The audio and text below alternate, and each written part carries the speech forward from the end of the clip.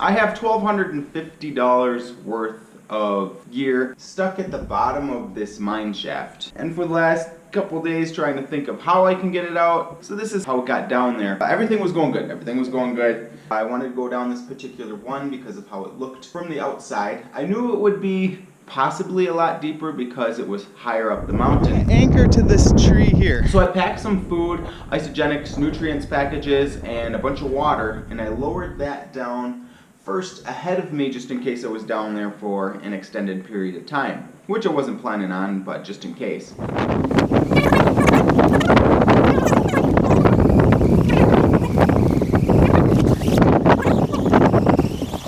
And once we lowered the rope all the way down, we didn't feel the bag hit the bottom. So this one's a little too deep.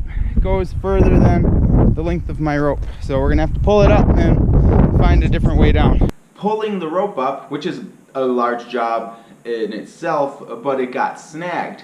And we tried for hours trying to get it out, just pulling all together. We even used a pulley to put the rope more in the center to see if that would help. We pulled from the other side.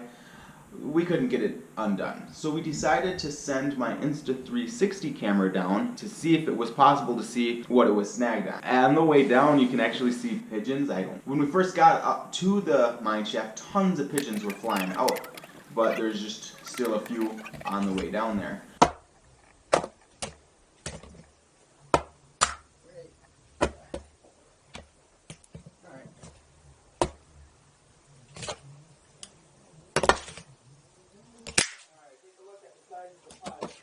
I was gonna actually speed up this video, but it looks so cool in real time that I'm just gonna leave it, and you can actually get a feel for how deep these holes actually are.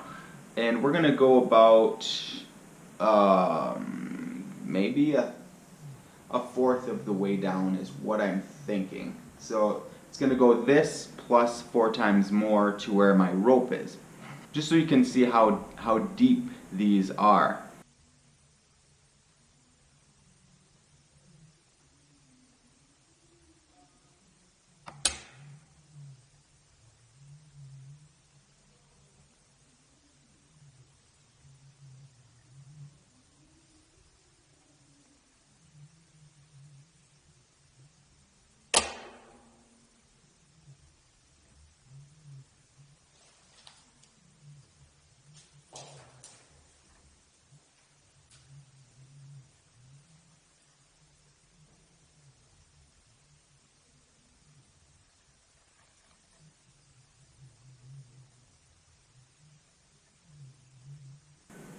Alright, coming down to this part here is actually they call the vein where all the gold ore was. The angle takes a turn, so my camera actually gets snagged.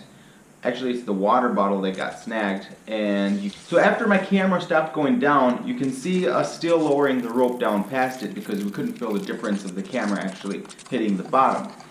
So there's no saying how far down the camera's at and how much farther down we let the rope down, or how much farther down my backpack is snagged. So that right there is all we can see with my Insta360 camera.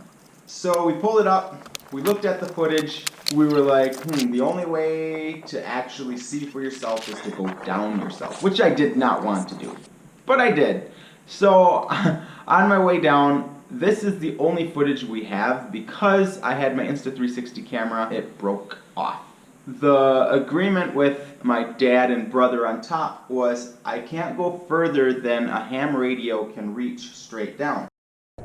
Well, I lost signal down this mine shaft. We lost it a lot sooner than I was expecting. So I have to go back up, and I'm currently doing that right now. But I dropped my Insta360 camera. Oh goodness. So I'm going back up. Oh, my arm. So up, up, and up. It's good. All right. That was the first communication we made since we lost radio connection. I made it back up. It was a ton of work. So yes, my Insta360 camera is stuck down there. My rope is stuck down there. I want to get it out. It was a crazy climb back to the top. And I dedicated my descent and ascent to Rodney Reed and Julius Jones, two innocent people who are in prison, to help raise awareness for them and their fight for justice. And what was really cool is my dad lifted the flag up and the wind was blowing just right so you could see the flag as I climbed up. Just Google 10 facts you need to know about Rodney Reed. He's so innocent. They even know the guy that did it. Same with Julius Jones.